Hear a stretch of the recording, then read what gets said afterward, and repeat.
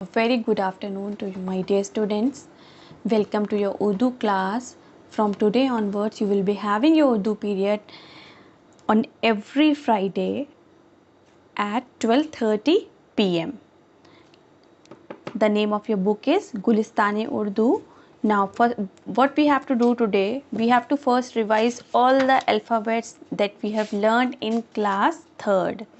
We have learned from अलिफ to ये. हमने सारे अल्फ़ाबेट्स अलिफ से लेके ये तक उर्दू के लर्न कर लिए थे और रिटर्न में भी हमने सारा वर्क कर लिया था. इसके राइट करना भी सीख लिया था, कैसे अल्फ़ाबेट्स को राइट करते हैं. तो first of all we all will read these alphabets: alif, be, pe, te, te, se, jim, che, he, khe, dal, dal, zal, re, ade, ze, aje, sin, shin, swad, dwad, toe, zoe, an, ghain, fe, qaf, kaf, गाफ, लाम, meme, नून, वाव, हे, दो चश्मी है, हमज़ा, छोटी ये, बड़ी ये.